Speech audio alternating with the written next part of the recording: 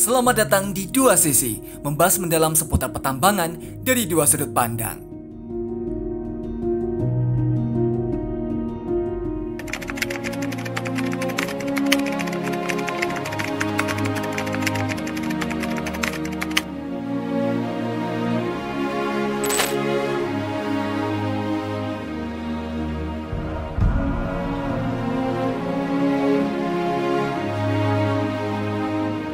Anda menyaksikan Breaking News CNBC Indonesia. Kita sampaikan informasi terkini. Pemerintah akhirnya memberikan ruang bagi organisasi kemasyarakatan keagamaan untuk bisa mengelola wilayah izin usaha pertambangan khusus atau WIUPK di Indonesia.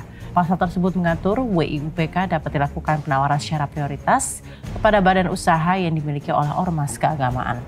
Deputi Bidang Pengendalian Pelaksanaan Penanaman Modal Kementerian Investasi, Yuliot, mengungkapkan ormas yang dimaksud adalah ormas keagamaan yang aktif dalam bidang ekonomi.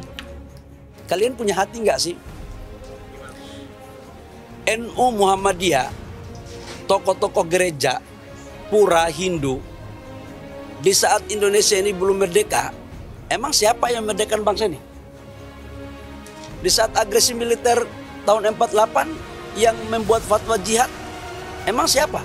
Konglomerat. Emang perusahaan yang buat tokoh-tokoh agama. Di saat Indonesia udah merdeka, masa nggak boleh kita memberikan mereka perhatian? Terus di saat Indonesia lagi katakanlah ada musibah, ada masalah, nanti tokoh-tokoh agama ini yang kita panggil untuk mereka menyelesaikan masalah. Dari mana sih hati kita ini? Yang penting kita lakukan dengan baik, supaya mereka juga bisa mengelola, dan mereka mengelola umat. Disahkannya Peraturan Pemerintah Nomor 25 Tahun 2024 tentang perubahan atas Peraturan Pemerintah Nomor 96 Tahun 2021 tentang pelaksanaan kegiatan usaha pertambangan mineral dan batu bara menjadi dasar. Kini, ormas bisa mendapatkan WIUPK melalui sisipan pasal 83A. Lalu seperti apakah yang membuat berbeda pada sisipan pasal ini? Pada mulanya, WIUPK diberikan kepada BUMN, BUMD, atau badan usaha swasta oleh menteri. Dan apabila terdapat lebih dari satu BUMN atau BUMD dan tidak terjadi kesepakatan, maka pemberian WIUPK menggunakan sistem lelang. Lalu bagaimanakah dengan badan usaha swasta? Badan usaha swasta juga bisa mendapatkan WIUPK saat tidak ada BUMN atau BUMD yang berminat. Pemberian WIUPK ini diberikan dengan cara lelang kepada badan usaha swasta. Kemudian bagaimanakah ormas keagamaan bisa mendapatkan WIUPK? Pada pasal 83A, Peraturan Pemerintah Nomor 25 Tahun 2024 terdiri dari 7 ayat yang berbunyi sebagai berikut. Pada ayat 1, dengan jelas menyebutkan WIUPK dapat dilakukan penawaran secara prioritas kepada badan usaha yang dimiliki oleh organisasi kemasyarakatan keagamaan. WIUPK yang dimaksud adalah wilayah ex PKP 2B atau mantan PKP 2B. PKP 2B sendiri adalah perjanjian karya pengusahaan pertambangan batu bara. Hal ini menegaskan bahwa WIUPK yang diberikan kepada ormas keagamaan adalah WIUPK dengan komoditas tambang batu bara. Kemudian pada ayat 3 hingga 7 memberikan ketentuan lebih rinci terkait kepemilikan saham, kerjasama, dan ketentuan lebih lanjut. Hal yang perlu diperhatikan ormas keagamaan yang ingin mendapatkan WIUPK harus segera ditindaklanjuti karena pada ayat 6 menegaskan bahwa penawaran WIUPK berlaku dalam jangka waktu 5 tahun sejak Peraturan Pemerintah Nomor 25 Tahun 2024 ini berlaku. Hal tersebut artinya per tanggal 30 Mei 2024 hingga tanggal 30 Mei 2029 masa berlaku penawaran WIUPK ini.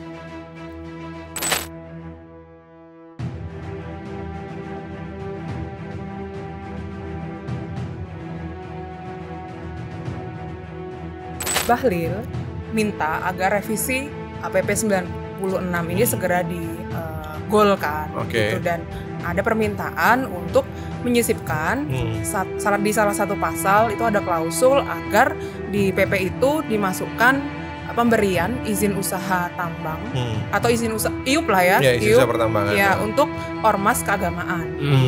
Itu kan Jokowi pernah menyatakan bahwa ada komitmen lah memberikan izin pertambangan kepada ormas-ormas, khususnya ormas keagamaan gitu. Artinya ini ada kaitan dengan janji politik Jokowi ya. Dan memang permintaannya ini kan sebetulnya dari Jokowi tapi melalui Bahlil. Bahlil lah yang teknisnya ya. Betul, Bahlil yang kemudian fight di situ ya. Kini sudah menjadi kenyataan, ormas keagamaan bisa miliki WUPK atau Wilayah Izin Usaha Pertambangan Khusus Komoditas Tambang Batu Bara pertanggal 30 Mei 2024. Hal apa sajakah yang perlu menjadi perhatian khusus bagi ormas keagamaan yang nantinya mendapatkan WUPK ini?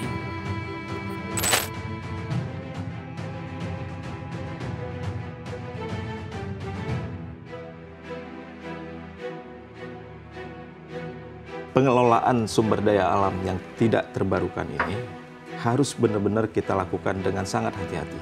Industri pertambangan itu memiliki karakteristik yang tidak sama dan cenderung dia lebih spesifik, berbeda jauh dengan industri-industri yang lain seperti manufaktur, industri informasi teknologi, industri retail misalnya. Artinya begini, coba kita bayangkan pada saat pertambangan, starting dari eksplorasi, kita harus mengidentifikasi di mana letaknya mineral, itu membutuhkan kompetensi yang sangat tinggi, gitu ya, keilmuan yang sangat tinggi. Lebih riski lagi sebenarnya pada saat kita mengelola atau melakukan kegiatan pertambangan itu sendiri. Harus sangat presisi. Jadi bagaimana, Abang tadi kita bicara ya, tambang yang gampang kita kasih nanti, katanya beliau ke saya, batu bara. Even pertambangan batu bara, itu kita nggak bisa gali itu lurus saja begini, kita gali, kita ambil begitu, nggak bisa. Itu harus dibentuk lerengnya. Kalau enggak, pada saat kita gali tegak begini, nggak dihitung geoteknikalnya, air tanahnya, dan sebagainya, maka akan terjadi longsor. Kecelakaan kerja akan terjadi. Resvani, Sekretariat Jenderal Perhimpunan Ahli Pertambangan Indonesia, menegaskan karakteristik industri pertambangan sangat berbeda dengan industri lainnya.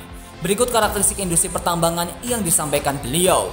Pertama, keterdapatan sumber daya alam yang banyak di remote area atau berada di tempat jauh dari pusat peradaban seperti pedalaman atau pelosok hutan. Kedua, industri pertambangan adalah industri yang padat modal. Ketiga, industri pertambangan adalah industri yang padat karya dan membutuhkan banyak tenaga kerja. Keempat, industri pertambangan adalah industri yang relatif banyak teknologi dan sains.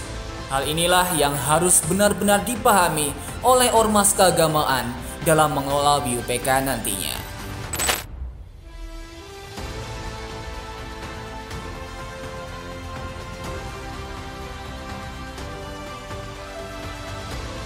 Peraturan ini ditetapkan itu sangat memberikan efek baik kepada keberlangsungan atau kesejahteraan masyarakat Indonesia, terutama di sektor pertambangan. Tetapi dalam nantinya kegiatan pertambangan ini dari organisasi kemasyarakatan itu dapat mengemban tugasnya dengan baik sesuai dengan kaidah pertambangan yang baik dan benar.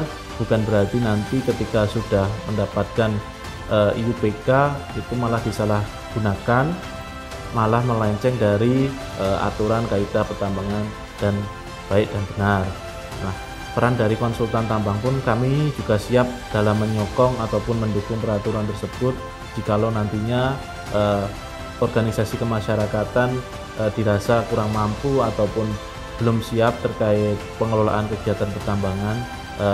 Selaku dari PT Arga Dirga Indonesia juga siap dalam mendukung kegiatan pensuksesan kegiatan tambang batubara ini sendiri.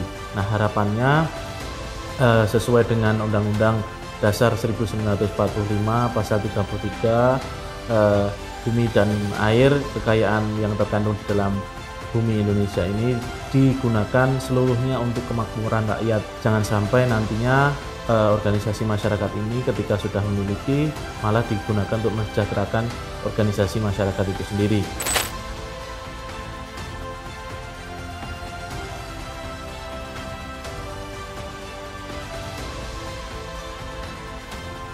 Oke, niatnya mungkin mulia ya, niatnya mulia, tapi kan dalam eksekusinya seperti apa? Apakah ini benar-benar menguntungkan masyarakat Indonesia secara umum? Apa jangan-jangan nanti malah merugikan kita juga, kayak gitu, ada konflik of interest, ada macam-macam kayak gitu, dan belum lagi ada faktor lingkungannya dan sebagainya. Karena tambang dianggap gampang cuan gitu kan ya, maksudnya kalau harga melonjak untungnya besar nih kan, jadi si ormas juga dapat penghasilan yang lebih besar. Tapi kan namanya bisnis usaha nggak selamanya untung, harga komoditas juga nggak selamanya naik. Apakah siap nih ormas menghadapi naik turunnya harga? Jadi maksudnya dalam hal specific skill yang harus dimiliki oleh human resources yang akan mengelola SDM, kapabilitas SDM pasti akan kita pertanyakan juga gitu kan. Jangankan ormas, perusahaan biasa aja kan juga masih untuk mengelola tambang. Iya, dan masih banyak yang human errornya kan. Itu udah perusahaan yang jelas-jelas katakanlah perusahaan pertambangan, apalagi dia backgroundnya bukan perusahaan pertambangan tapi organisasi. Nah itu kan juga pasti itu yang sangat wajar itu dipertanyakan kan. Jangan sampai ini cuma jadi alat atau cawe-cawe dari pihak-pihak oknum tertentu, itu kan kayak udah masalah rahasia umum gitu ya kayak di negara ini. Nah takutnya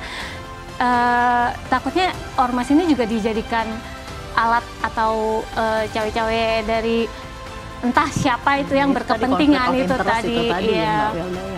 Oke. Regulasi ini jika benar-benar akan diterapkan, manfaat apa yang sebenarnya benar-benar harus diberikan terhadap seluruh masyarakat Indonesia dan agar benar-benar bisa memberikan kebaikan lah yang merata gitu ya. Ormas yang jelas kan udah ada ADART-nya udah jelas, dan kalaupun misalnya ada bisnis di luar ormas itu benar-benar harus pertama ya dirasakan mungkin anggota ormasnya sendiri pasti kan, dan selain anggota ormas juga ya diharapkan ormas itu juga dapat mengembalikan lagi ke masyarakat nih, misalnya bisa memberikan bantuan ke masyarakat sekitar maupun masyarakat luas kayak gitu. Sudah menjadi hal yang wajar, aturan baru memperoleh perdebatan dan dukungan masyarakat. Hal yang terpenting adalah bagaimana pemerintah mengontrol keberjalanan aturan yang sudah dibuat sehingga tujuan utama disahkan aturan ini dapat tercapai. Perwujudan Undang-Undang Dasar 1945, Pasal 33 Ayat 3, bumi dan air dan kekayaan alam yang terkandung di dalamnya dikuasai oleh negara dan dipergunakan untuk sebesar-besar kemakmuran rakyat. Hal ini kita harapkan dengan disahkannya Peraturan Pemerintah Nomor 25 Tahun 2024 bisa memberikan peningkatan kesejahteraan masyarakat, seperti halnya yang ditegaskan pada ayat 1 Pasal 83A. Keraguan masyarakat akan kompetensi ormas keagamaan dalam mengelola WUPK nantinya menjadi tantangan dan kesempatan untuk membuktikan bahwa pengesahan Peraturan Pemerintah Nomor 25 Tahun 2024 sangat benar dilakukan. Sampai jumpa di konten 2 sesi berikutnya.